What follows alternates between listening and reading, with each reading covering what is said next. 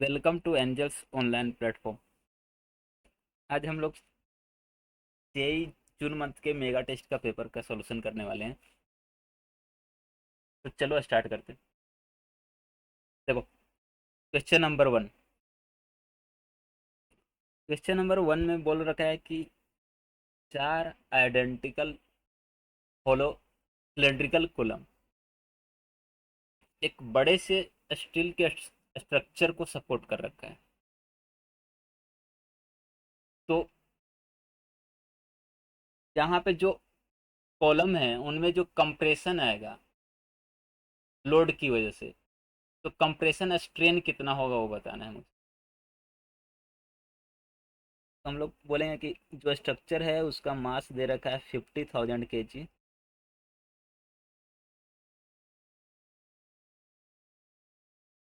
नीचे की ओर स्ट्रक्चर का वेट लगेगा, फोर्स, मतलब हम लोग बोलेंगे टोटल फोर्स जो लगेगा डाउनवर्ड डायरेक्शन में वो होगा mg।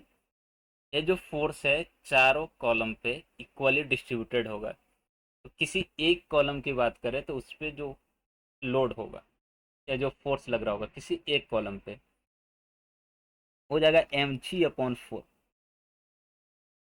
टोटल फोर्स चारों पे इक्वली डिस्ट्रीब्यूटेड। अभी इस लोड की वजह से कॉलम में स्ट्रेन आएगा, तो वही स्ट्रेन बताना है। तो हम लोग स्ट्रेन के लिए फॉर्मूला जानते हैं, del L upon L equal to F A Y, F upon A Y.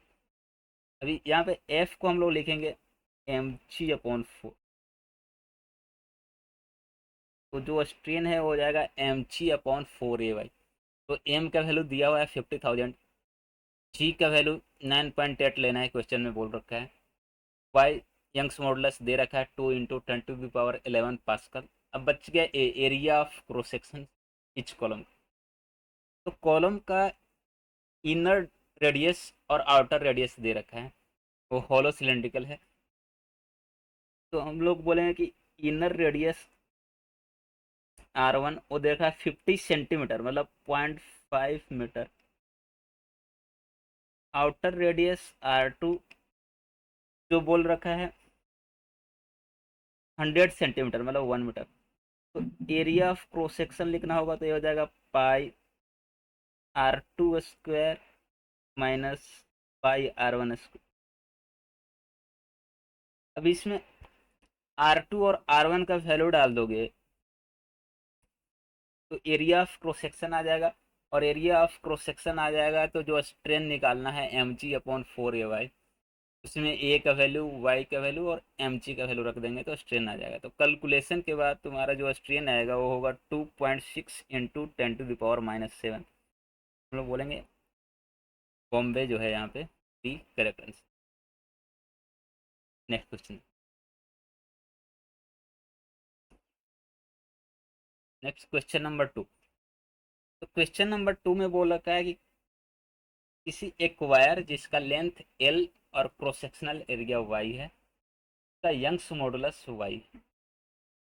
अगर वायर का लेंथ डबल कर दिया जाए और area of cross section half कर दिया जाए तो यंग्स मॉडुलस क्या होगा। आप देखो, तो यंग्स मॉडुलस जो है वो मटेरियल पे निर्भर करता है, वायर का या रॉड का मटेरियल पे। यहाँ पे लेंथ और area of cross section change करने से यंग्स मॉडुलस चेंज नहीं होगा, क्योंकि मटेरियल तो सेम है। और यंग्स मॉडुलस लेंथ और साइज या शेप पे निर्भर नहीं करता। तो हम लोग बोलेंगे कि यंग्स मॉडुलस सेम रहेगा, जो पहले था वही रहेगा। तो हम लोग बोलेंगे ऑप्शन सी करेक्ट है, वाई ही होगा।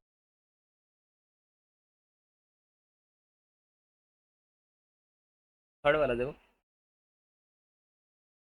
थर्ड वाला ने बोल रखा है कि किसी एक रबड़ बॉल को जब समुद्र में, सी में डेप्थ में ले जाते हैं, कुछ डेप्थ तक ले जाते हैं, तो उसका वॉल्यूम जो है डिक्रीज होता है 0.02%। मतलब यहाँ पे डेल्फी/फी वॉल्यूम में जो चेंज आ रहा है वो दे रखा है 0.02%। परसेंट आएंगे तो हम लोग देंगे नीचे में 100 आ जाएगा। बल्क मॉडुलस दिया हुआ है बीटा का। अभी बोला है कि डेप्थ बताना है तुमको, कितना डेप्थ में ले गए होंगे कि वॉल्यूम इतना चेंज हुआ 0.02। तो हम लोग फॉर्मूला पढ़ रहे हैं कि बल्क मॉडुलस जो होता है उसका मैग्नीट्यूड होता है डेल फी अपॉन फी। तो यहाँ से हो जाएगा del P equal to bulk modulus into del phi upon phi. अभी देख, डेल पी प्रेशर चेंज, तो हम लोग जानते हैं कि जैसे जैसे हम लोग अंदर डेप्थ में जाते हैं तो प्रेशर चेंज होता है रो जी एच के बराबर। तो डेल पी की जगह पे हम लोग लिखेंगे रो जी एच। तो रो जी एच इक्वल टू हो जाएगा bulk modulus into del phi upon फी। यहाँ से एच निकालना है, एच इक्वल टू हो जाएगा bulk modulus del V upon phi upon rho G. अब इस वाले में बल्क मॉडुलस का value del V upon phi, rho और जी का वैल्यू रखोगे तो एच आ जाएगा। रो दे रखा है वाटर का 1000 kg/m3, बल्क मॉडुलस दे रखा है डेल वी अपॉन वी बोल रखा था 0.02%, और जी का वैल्यू 10 रखना है। तो सबका वैल्यू डालोगे तो एच आ जाएगा, और कैलकुलेशन के बाद एच जो आएगा वो होगा 18 मीटर। तो हम लोग बोलेंगे करेक्ट आंसर डी होगा।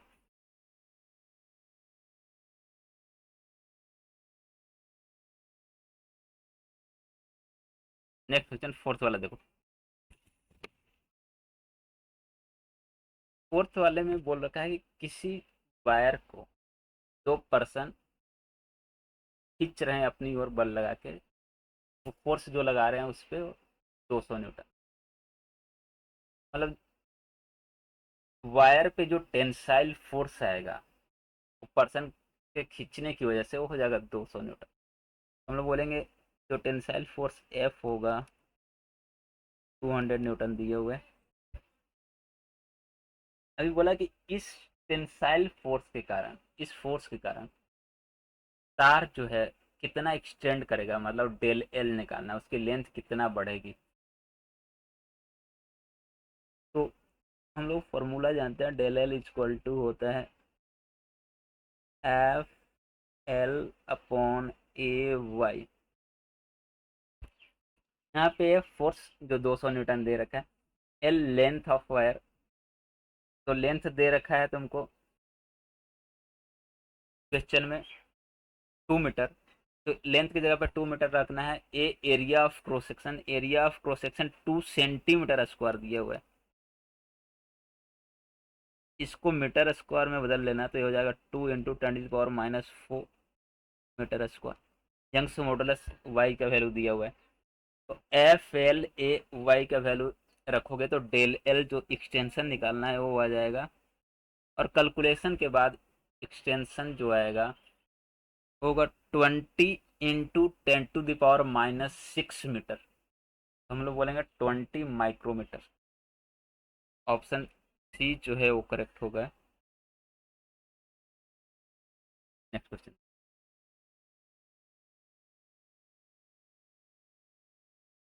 देखो, क्वेश्चन नंबर 5। इसमें बोला गया कि कोई एक बीम, मेटल का बीम जो दोनों किनारों पे फिक्स्ड है, के बीच में उसके सेंटर पे एक लोड, एक वेट लटकाया हुआ। तो इस लोड की वजह से जो उसमें डिप्रेशन आएगा सेंटर पे, वो किसके प्रोपोर्शनल होगा वो बताना। देखो, हम लोग जानते हैं कि जो डिप्रेशन आती है मेटल बीम के अंदर, वो होता है WL अपॉन 4y³ के इक्वल। W जो है वेट, जो फोर्स हम लोग लटका रहे हैं बीच सेंटर पे, जो फोर्स लगा रहे हैं या वेट लटका रहे हैं। L जो है उस बीम का लेंथ, उस रॉड का length. Y Young's modulus, T उसका ब्रेड, और D डेप्थ या ऐसा साइड लेंथ ऐसा बोल दो। तो LBD ये उसके साइड लेंथ है, लेंथ ब्रेड्थ और हाइट है, एलबीटी। डब्लू वेट है, वाई यंग्स मॉडुलस है। तो यहाँ पे बोलेंगे डिप्रेशन जो होता है वो प्रोपोर्शनल होता है 1/वाई के। तो करेक्ट आंसर हो जाएगा यहाँ से सी। थ्योरेटिकल था तो इसमें सी हो जाएगा।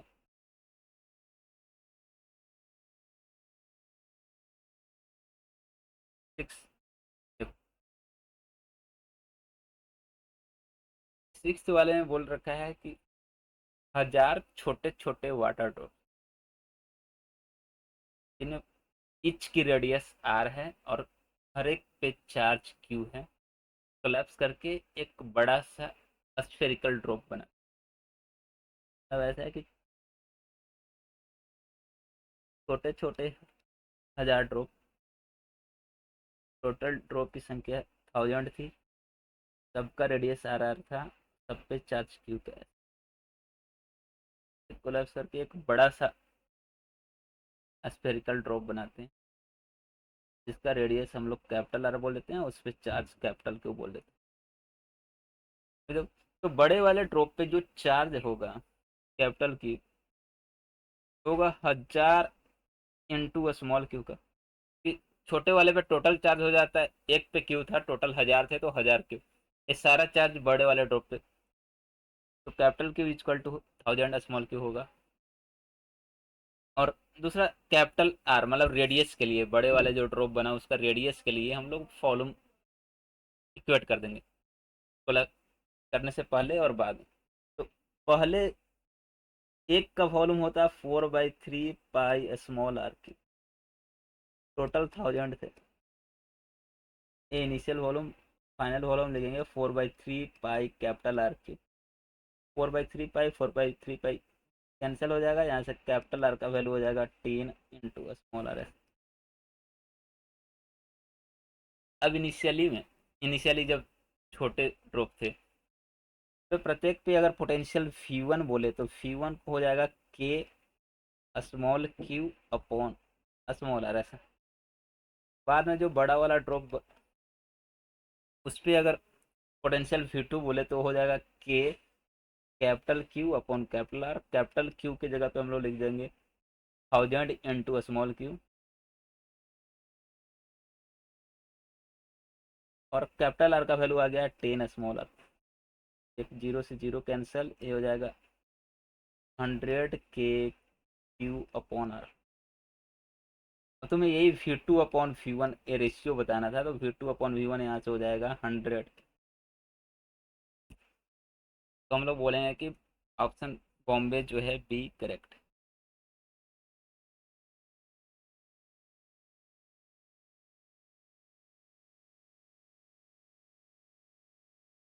नेक्स्ट क्वेश्चन नंबर 7 देखो।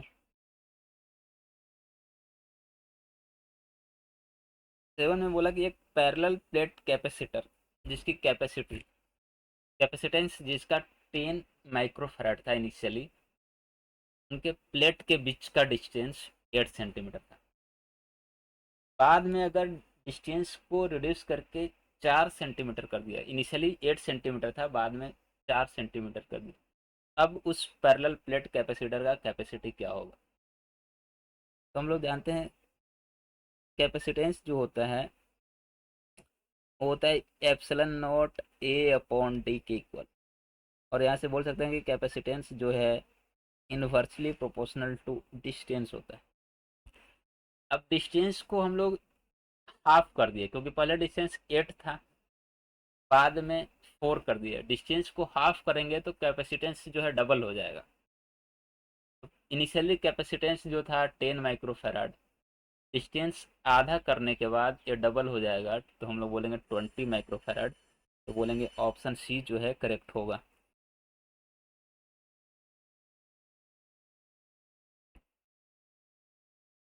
क्वेश्चन नंबर 8 देखो।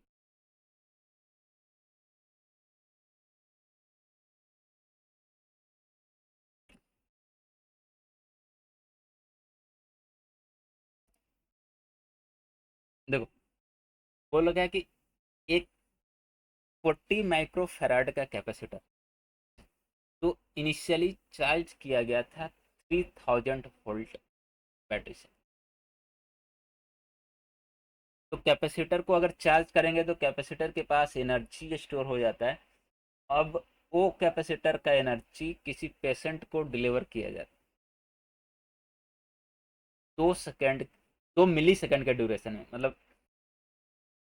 तो हम लोग बोलेंगे कि कैपेसिटर के पास जो स्टोर्ड एनर्जी है वो हाफ सी वी स्क्वायर होगा। टी की जगह पे यहाँ पे बोल रखा है 40 माइक्रोफेराड, तो हाफ इंटू 40 इंटू 10⁻⁻6। और फी वोल्टेज बोल रखा है 3000। तो एनर्जी कैपेसिटर के पास स्टोर इतना है, इसी एनर्जी को पेशेंट को डिलीवर किया जाए कितने समय में, तो समय बोल रखा है 2 मिली सेकेंड, मतलब 2 इंटू 10⁻⁻3 सेकेंड। एनर्जी टाइम, तो पावर कितना डिलीवर हुआ वो बताना है पावर। तो पावर होता है एनर्जी अपॉन टाइम। यहाँ पे एनर्जी अपॉन टाइम का वैल्यू रख दोगे तो पावर आ जाएगा। और कैलकुलेशन के बाद जो पावर आएगा होगा 90,000 वाट, मतलब उसको बोलेंगे 90 किलो वाट। ऑप्शन बी जो है करेक्ट होगा। क्वेश्चन नंबर 9 देखो।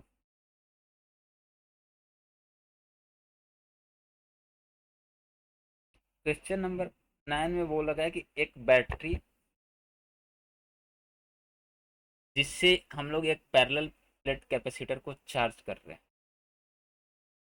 अब मुझे रेशियो बताना है energy stored in the capacitor और वर्क डन बाय बैटरी। तो हम लोग बोले कि ये एक कैपेसिटर है जिसका कैपेसिटेंस सी है, तो 50 वोल्ट के बैटरी से हम लोग चार्ज कर रहे हैं। तो कैपेसिटर के पास जो चार्ज आएगा, एक प्लेट पे प्लस एक प्लेट पे माइनस, और चार्ज जो होगा उसका मैग्नीट्यूड सीफ ही होगा।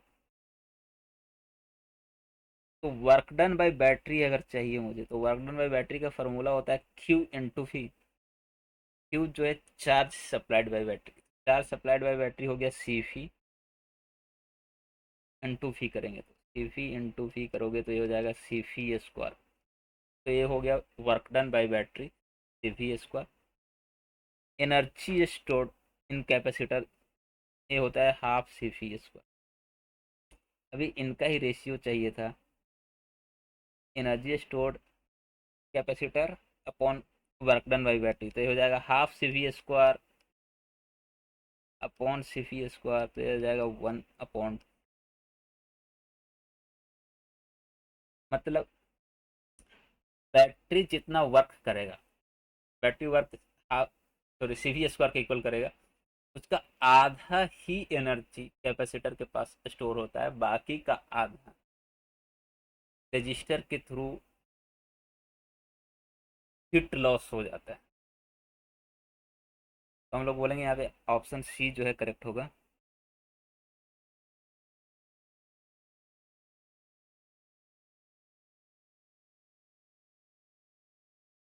क्वेश्चन नंबर 10 देखो।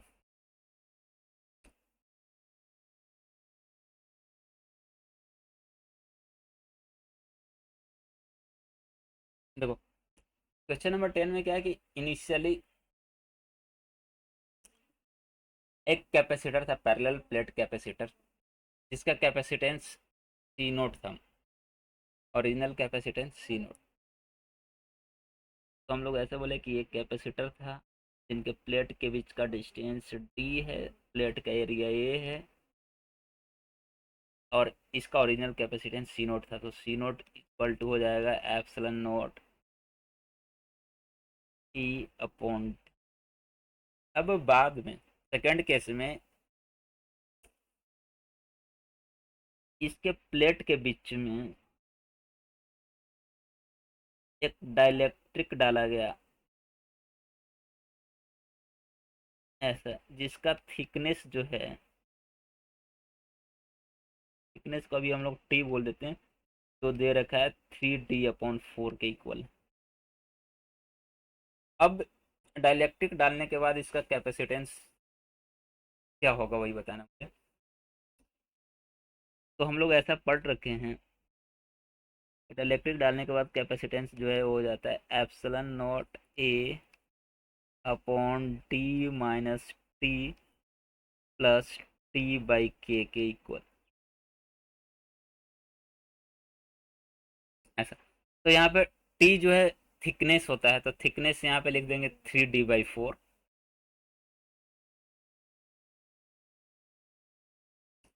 तो टी की जगह पे 3d/4 रखने के बाद सी डैश का जो वैल्यू आएगा हो जाएगा 4 के एप्सिलॉन नॉट ए अपॉन के प्लस 3 × डी ऐसा। अब एप्सिलॉन नोट ए अपॉन डी को हम लोग सी नोट बोल देंगे, ओरिजिनल कैपेसिटेंस। तो सी डैश हो जाएगा 4 के सी नोट अपॉन के+3। तो बोलेंगे ऑप्शन सी जो है इसमें करेक्ट होगा।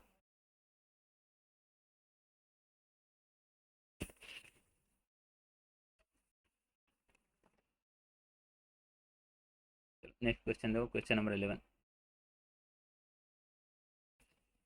क्वेश्चन नंबर 11 में बोला है कि इक्विवेलेंट कैपेसिटेंस बताओ ये दो गिवन पॉइंट के बीच। तो इनका नाम पॉइंट का हम लोग ए बी दे देते हैं।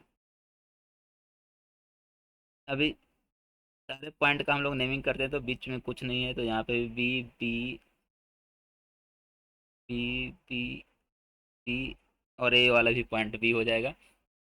इधर से देखोगे तो ये पॉइंट ए होगा और ये वाला पॉइंट भी ए होगा। अभी देखो ये दो कैपेसिटर ये शॉर्ट सर्किट हो जाएगा, क्योंकि इनको इनका दोनों प्लेट जो है सेम पोटेंशियल पे, दोनों प्लेट का बी और बी के बीच में ही है, मतलब सेम पोटेंशियल, तो पोटेंशियल डिफरेंस जीरो, मतलब शॉर्ट सर्किट हो गया। बाकी दो कैपेसिटर बचा। ऊपर वाला ए वाला कैपेसिटर देखोगे तो ए और बी के बीच में है, तो बोलेंगे एक कैपेसिटर ए और बी के बीच में। फिर से एक और नीचे वाला भी देखोगे तो वो भी ए और बी के बीच में, ए और बी के बीच में, ये दोनों पैरेलल हो गए। तो इनका इक्विवेलेंट हो जाएगा C+C 2C। तो ऑप्शन बोलेंगे कि ये नहीं करेक्ट हो।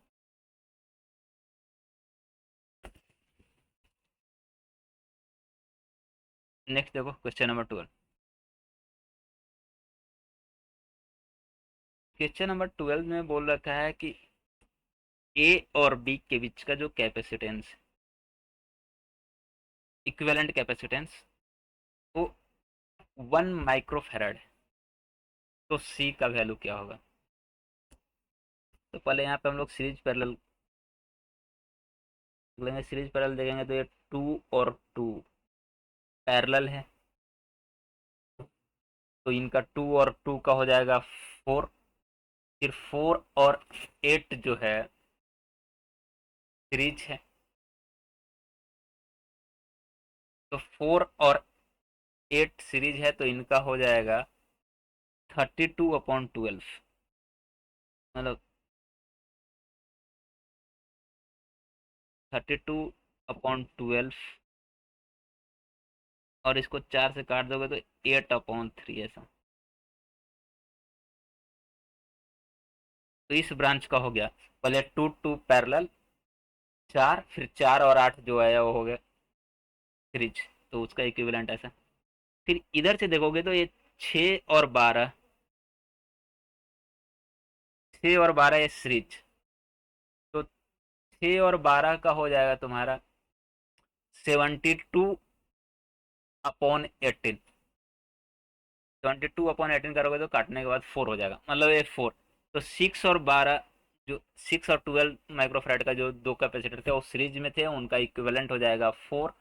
फिर 4 और एक 4 जो दे रखा है ये दोनों पैरेलल, तो 4 और 4 का हो जाएगा 8। फिर 8 और 1 जो दे रखा है ये वाला, ये 8 और 1,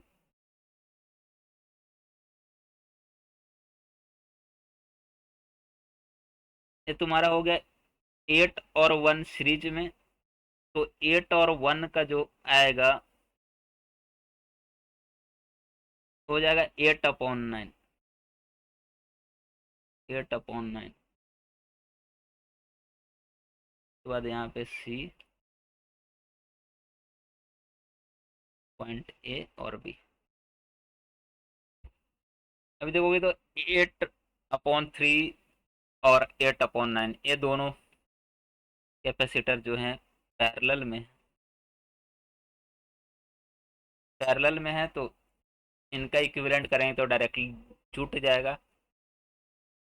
तो इनका जो इक्विवेलेंट आएगा इन 8/3 और 8/9 का जाएगा 32/9।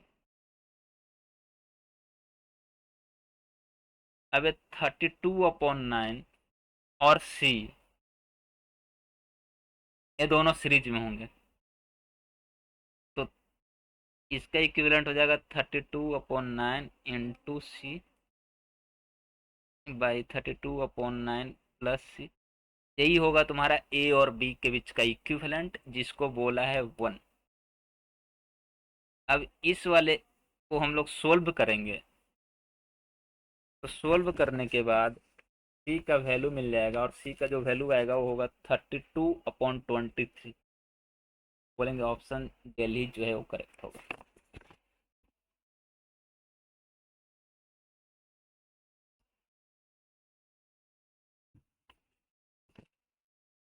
तो 13th वाले में बोल रखा है कि एक एल्युमिनियम वायर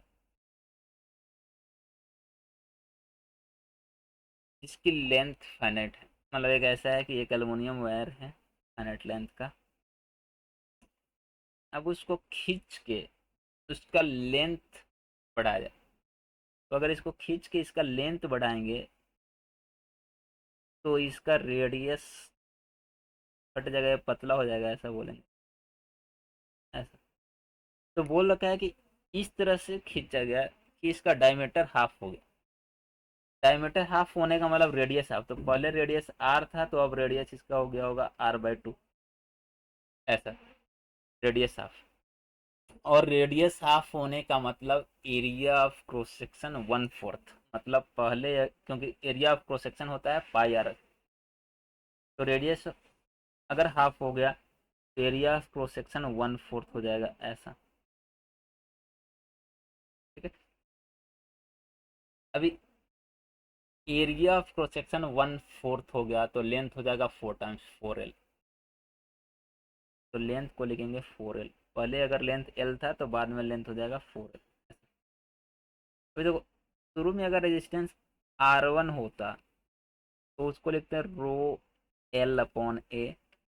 बाद में अगर रेजिस्टेंस को R2 लिखे, न्यू रेजिस्टेंस को, तो हो जाएगा ρ × 4l/A/4, हो जाएगा 16 ρl/A। पहले रेजिस्टेंस कितना हो रहा था ρl/A, अब हो गया 16 ρl/A, तो 16 टाइम्स हो गया, तो बोलेंगे ऑप्शन दिल्ली जो है इसमें करेक्ट होगा। नेक्स्ट देखो question number 14।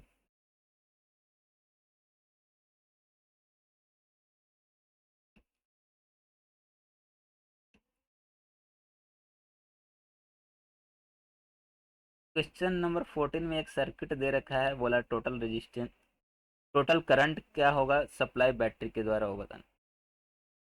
Current supply to circuit by battery, तो हम लोग बोलेंगे करंट निकालना है, तो करंट के लिए I लिखेंगे V/R इक्विवेलेंट। तो V तो 6 वोल्ट दिया है, अब R इक्विवेलेंट निकालना है। R इक्विवेलेंट के लिए हम लोग पॉइंट का नेमिंग करना स्टार्ट करते हैं, तो ये पॉइंट ए है, बीच में कुछ नहीं है, ये वाला पॉइंट भी ए होगा, इस वाले पॉइंट को बी बोल देते हैं, और इस वाले को मुझे आर इक्विवेलेंट निकालना है पॉइंट ए और बी के बीच। एक पॉइंट सी आया है तो उसको बीच में डाल देते हैं। देखो ए और सी के बीच में दो रजिस्टर आ रहे हैं, एक 2 ओम का, एक 6 ओम का। तो ये 2 ओम 6 ओम पैरेलल हो गए। उसके बाद बी और सी के बीच में आ रहा है एक 1.5 ओम का, ऐसा। उसके बाद एक ए और बी के बीच में आ रहा है 3 ओम का। पहले 2 और 6 पैरेलल, उसके बाद 1.5 के साथ सीरीज, फिर जो भी रिजल्ट आएगा इनका वो 3 के साथ पैरेलल। तो यहाँ से आर इक्विवेलेंट आ जाएगा, और आर इक्विवेलेंट आ जाएगा। फिर हम लोग जो करंट निकालना है वो बोलेंगे फी अपॉन आर इक्विवेलेंट। तो आर इक्विवेलेंट का वैल्यू कैलकुलेशन के बाद तुमको आएगा 1.5 ऐसा, और फी बोला है 6 वोल्ट। तो 6/1.5 करेंगे तो 4 एम्पियर बोलेंगे। करेक्ट आंसर ये नहीं होगा, 4 एम्पियर। नेक्स्ट क्वेश्चन देखो, क्वेश्चन नंबर 15। देखो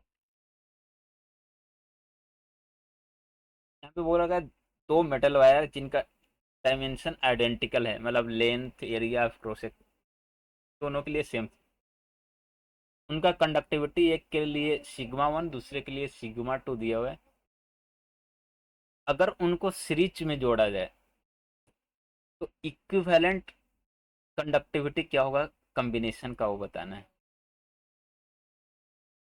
तो पहले वाले वायर का अगर रेजिस्टेंस हम लोग लिखें तो हो जाएगा, ये होता है रेजिस्टेंस रो एल अपॉन ए, रो रेजिस्टिविटी जो होता है 1 अपॉन कंडक्टिविटी, मतलब रो की जगह पे 1/सिग्मा लिख सकते हैं।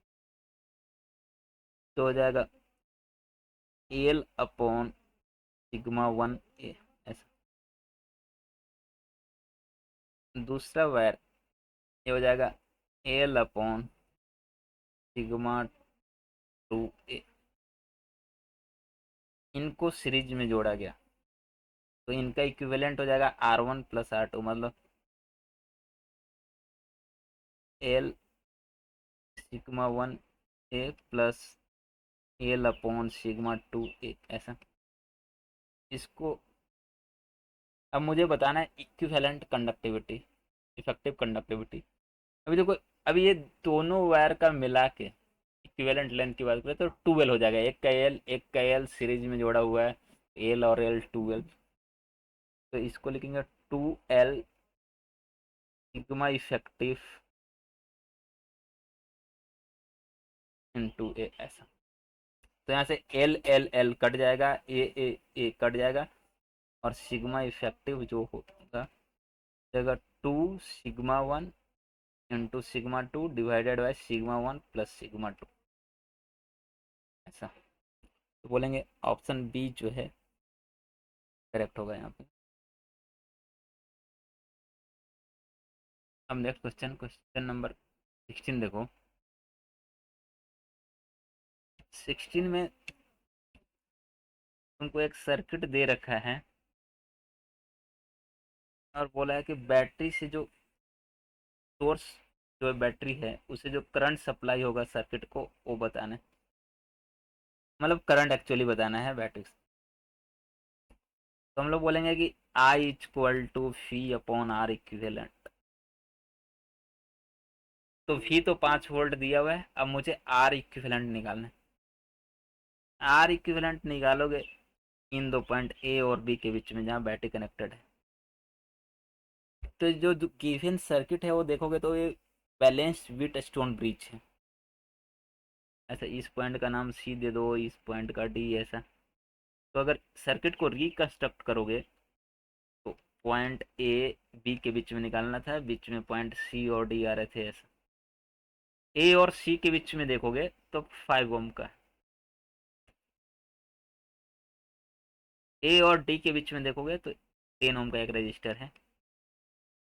सी और बी के बीच में देखोगे 20, सी और बी के बीच में देखोगे तो 10, और सी और डी के बीच में भी देखोगे तो 10, ऐसा। तो अभी बोलेंगे ऊपर वाले आर्म में जो रजिस्टर हैं उनका रेशियो 1/2 होगा 5/10। नीचे वाले का भी रेशियो देखोगे तो 10/20 मतलब 1/2। तो ऊपर वाले आर्म का रेशियो और नीचे वाले आर्म का रेशियो इक्वल है, इसलिए विट स्टोन बैलेंस्ड है। इसका मतलब जो बीच में सी और डी के बीच में रजिस्टर लगा है उसमें करंट नहीं जाएगा, वो शॉर्ट सर्किट हो तो उसको हटा देंगे ऐसे। उसको हटा दोगे तो अभी 5 और 10 ऊपर में, ये तुम्हारा हो गया सीरीज। तो 15 नीचे में 10 और 20 सीरीज तो 30। तो 15 और ये 30 ये दोनों हो गए पैरेलल। तो 15 और 30 का निकालोगे तो 10 ओम आएगा। तो मतलब आर इक्विवेलेंट हम लोग बोलेंगे कि 10 ओम। तो जो करंट निकालना था, करंट सप्लाई बाई बैटरी, जो फी अपॉन आर इक्विवेलेंट के इक्वल होगा, तो फी की जगह पे तो 5 वोल्ट दिया हुआ है, तो 5/10 करेंगे तो 0.5 आएगा। तो हम लोग बोलेंगे ऑप्शन सी करेक्ट होगा।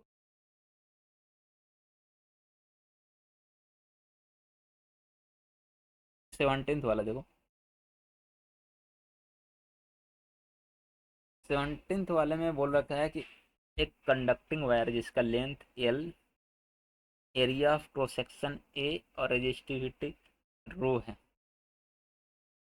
एक किसी बैटरी के टर्मिनल से कनेक्टेड है।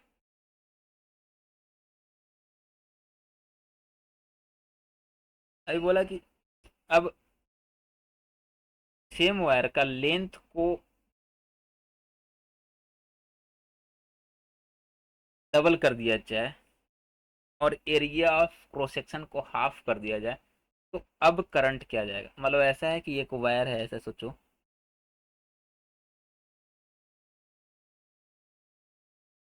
जिसका length L, area of cross section A और रेजिस्टिविटी रो था, तो एक बैटरी से कनेक्टेड था। बाद में सेम मटेरियल के वायर जिसका लेंथ को डबल कर दिया जाए, तो लेंथ को 12 कर दिया, एरिया ऑफ क्रॉस सेक्शन को हाफ कर दिया, मटेरियल तो सेम है तो रो सेम होगा। अभी इसको बैटरी से कनेक्ट करें तो अभी करंट कितना जाएगा वो बता। तो करंट के लिए हम लोग बोलेंगे करंट सी अपॉन आर। तो जो वायर दे रखा है इसका बस रेजिस्टेंस लिखना है, तो इसका रेजिस्टेंस हो जाएगा रो, लेंथ की जगह पे हम लोग 12 डालेंगे और area of cross section A/2 बोला है, तो ये 2 ऊपर चला जाएगा, हो जाएगा 4 ρl/A ऐसा। तो जो करंट निकालना है वो फी अपॉन आर, तो आर की जगह पे लिख देंगे 4 ρl/A। तो जो तुम्हारा आंसर आएगा वो हो जाएगा फी A/4 ρl। Ca/4 ρl मतलब ऑप्शन ए जो है करेक्ट होगा। नेक्स्ट क्वेश्चन 18 देखो। क्वेश्चन नंबर 18 में बोल रखा है कि एक सिलेंड्रिकल वायर जिसका रेडियस 0.5 mm है, कंडक्टिविटी दे रखा है 5 × 10⁻⁷। अगर इसमें इलेक्ट्रिक फील्ड अप्लाई किया गया 10 मिली वोल्ट/मीटर, तो इस वायर के अंदर जो इस पर करंट होगा वो बताना है।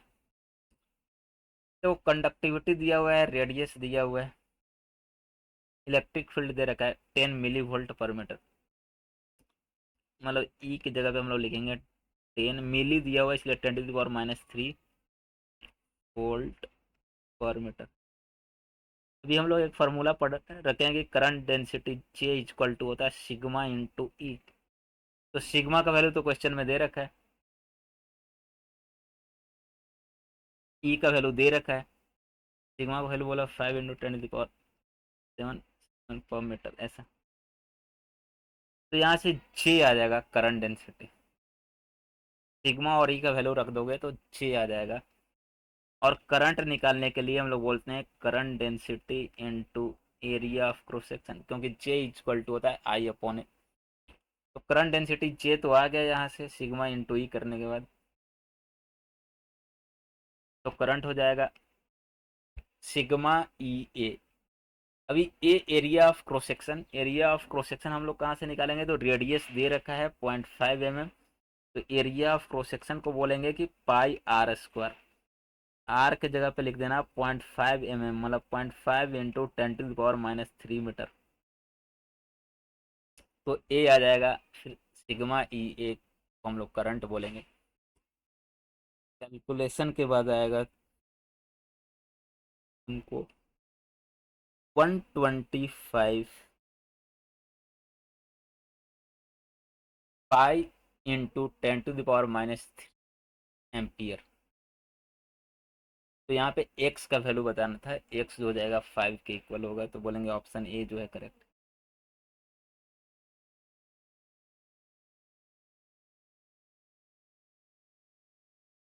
क्वेश्चन नंबर 19 देखो, सेमी कंडक्टर के लिए रेजिस्टिविटी टेम्परेचर के साथ कैसे वेरी करेगा, कर्व बताना है, इनमें से कौन सा सही है। तो हम लोग जानते हैं कि कंडक्टर में रेजिस्टेंस या रेजिस्टिविटी टेम्परेचर बढ़ाने से बढ़ता है, लेकिन सेमी कंडक्टर में उल्टा होता है, इन्वर्सली होता है, इन्वर्सली प्रोपोर्शनल होता है टेम्परेचर पे। मतलब टेम्परेचर बढ़ाएंगे तो रेजिस्टिविटी घटेगी, इसलिए बोलेंगे कि बॉम्बे जो है करेक्ट हो गया, थ्योरेटिकल था।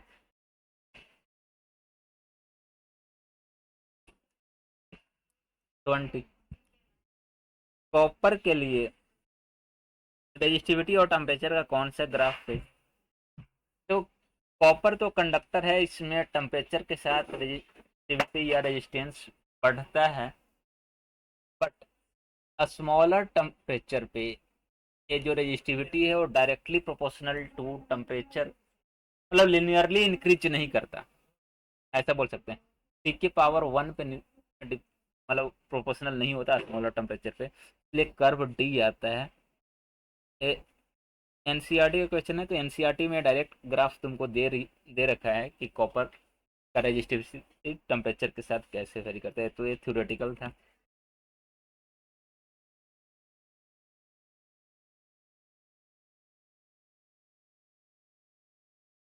ट्वेंटी वन देखो,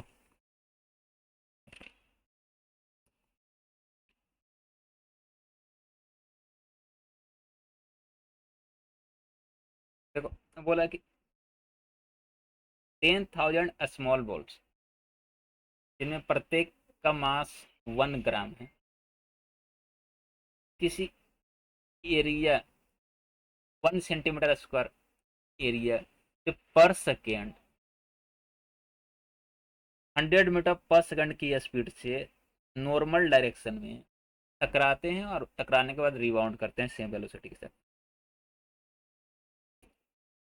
मैं बोला कि ये मेरा सरफेस है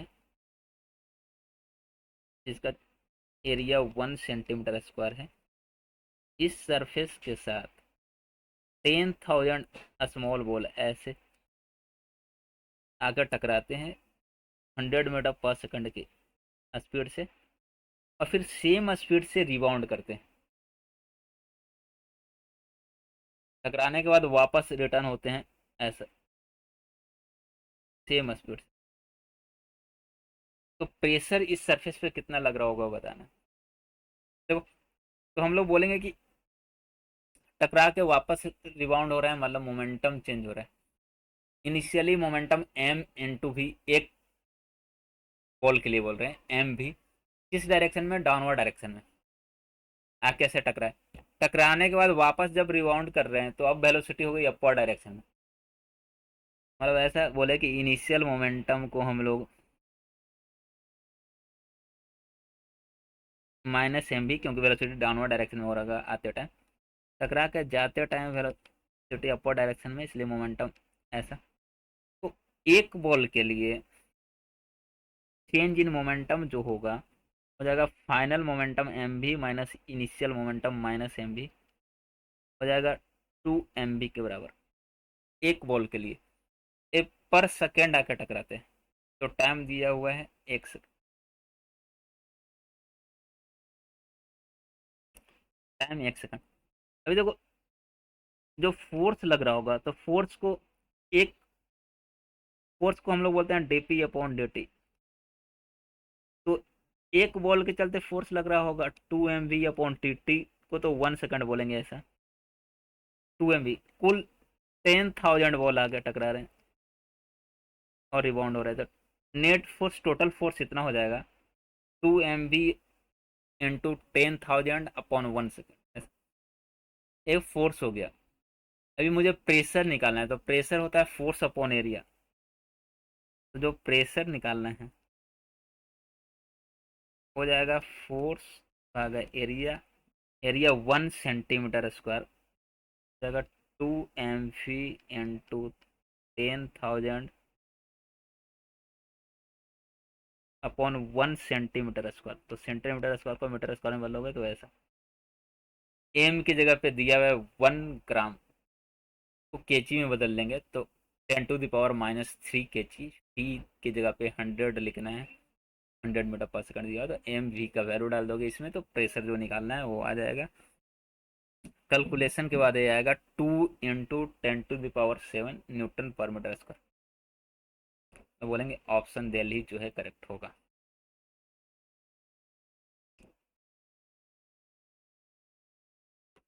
तो बाद क्वेश्चन नंबर 22 देखो।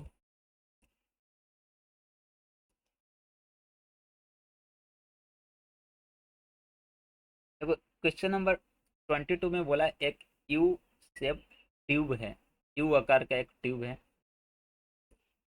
जिसमें पहले दोनों, जिसमें मरकरी भरा हुआ था इनिशियली।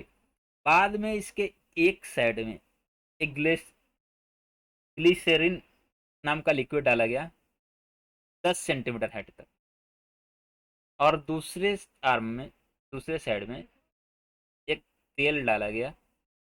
तब तक डाला गया जब तक दोनों में लेवल, लिक्विड का लेवल सेम हो जाए, दोनों सेम हॉरिजॉन्टल लेवल में ना आ जाए, ग्लिसरीन और ये तेल। अभी बोला कि लिक्विड, सॉरी ये तेल जो ऑयल डाला गया उसका डेंसिटी क्या होगा। हम लोग बोलेंगे कि ये दो पॉइंट, पॉइंट ए और point B same horizontal line में है, सेम लिक्विड मरकरी के अंदर है, तो इनका प्रेशर सेम होना चाहिए। ये पूरा 10 सेंटीमीटर है इधर, तो इधर भी यहाँ से यहाँ तक 10 सेंटीमीटर होगा। 10 सेंट, दोनों में लेवल सेम, सेम लेवल तक लिक्विड डाला गया ऐसा। तो ये एच है, तो ये नीचे वाला जो मरकरी है तो हो जाएगा 10 centimetre minus H, 10 - H centimetre ऐसा। अब ए का प्रेशर और बी का प्रेशर इक्वेट कर देंगे, तो ए का प्रेशर लिखना होगा तो बोलेंगे P0 plus rho of glycerine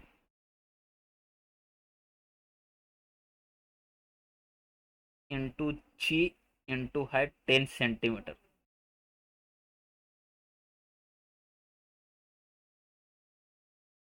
तो सब CGS यूनिट में दिया हुआ है, इसलिए हाइट को भी सेंटीमीटर में रहने देते हैं ऐसा। फिर इधर बी का प्रेशर लिखोगे P0 plus rho of L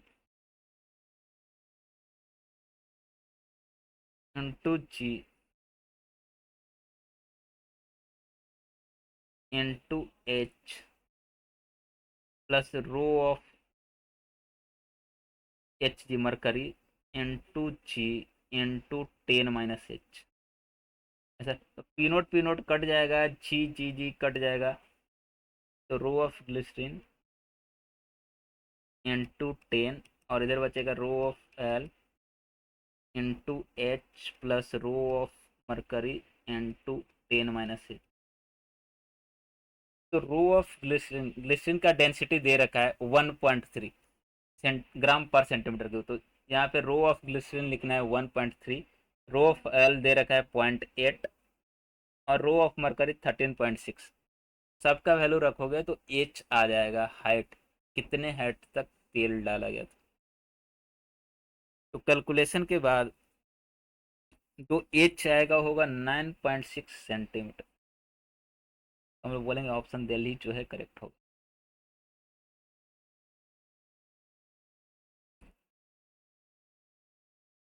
23 देखो।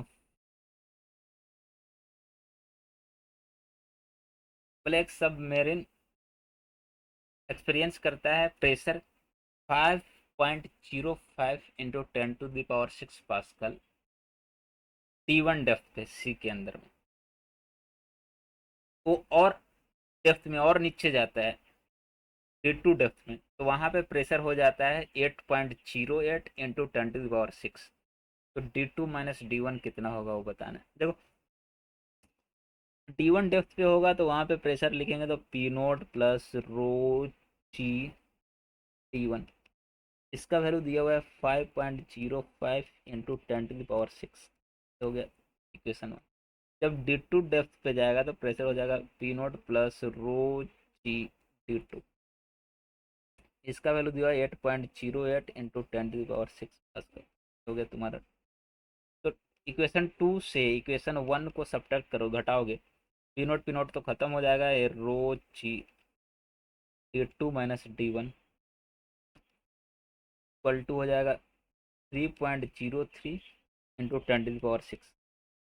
रोची को इधर राइट साइड में ले जाकर डिवाइड करो, क्योंकि इधर D2 माइनस D1 के साथ मल्टीप्लाई में है, तो मतलब D2 minus D1 equal to हो जाएगा 3.03 इंटू 10⁶ अपॉन रो जी। तो रो डेंसिटी दे रखा है 1000 kg पर मीटर क्यूब, जी का वैल्यू 10 ले लेना। तो कैलकुलेशन के बाद ये आएगा 303 मीटर। तो D2 माइनस D1 हो जाएगा 303 मीटर, बोलेंगे ऑप्शन दिल्ली जो है करेक्ट है।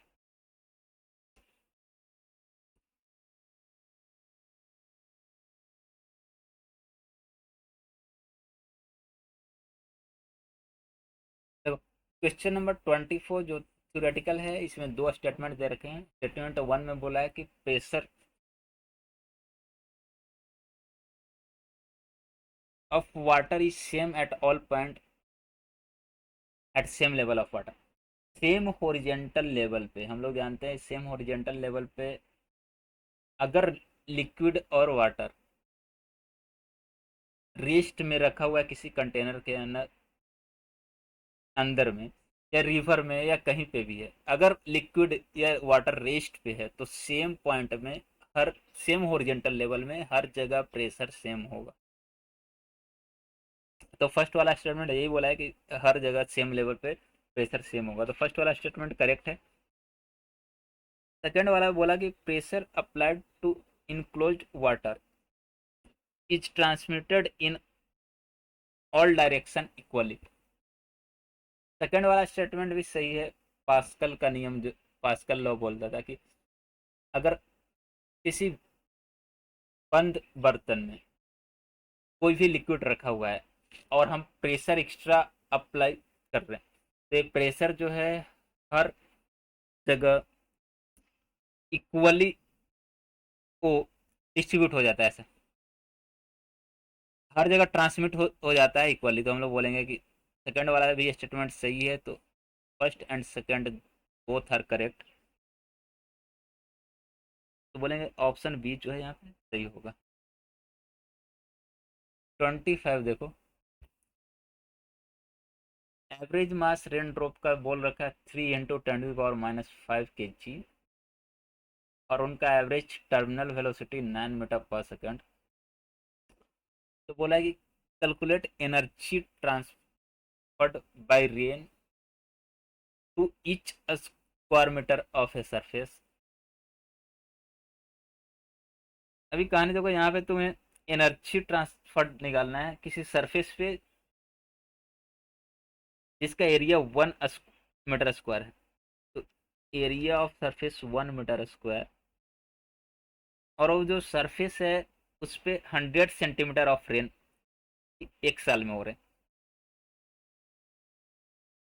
तो अगर कितना वॉल्यूम रेन रेन जो हो रहा है उसका वॉल्यूम अगर हम लोग कैलकुलेट करना कर, तो वॉल्यूम ए इंटू एल होता है। तो बोल रखा है कि 100 सेंटीमीटर रेन हो रहा है एक ईयर में average.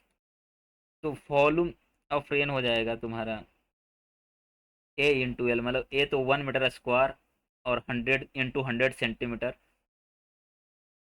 1 metre square into 100 centimetre, centimetre को मीटर में कन्वर्ट करो तो 1 मीटर मतलब 1 मीटर क्यूब। एक ईयर में कितना रेन हो रहा है उस सरफेस पे 1 मीटर क्यूब।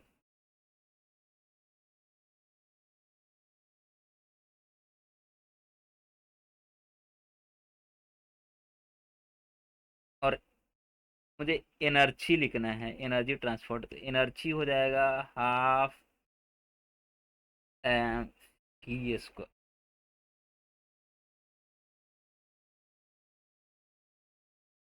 वेलोसिटी दे रखा है 9 मीटर पर सेकंड।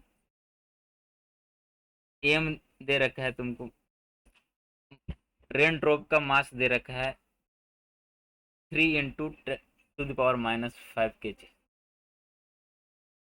तो बस एनर्जी निकालना, तो यहाँ पे हाफ एम वी स्क्वायर कर देंगे, तो मास दे ही रखा है, तो 3 × 10⁻⁵ कर दो।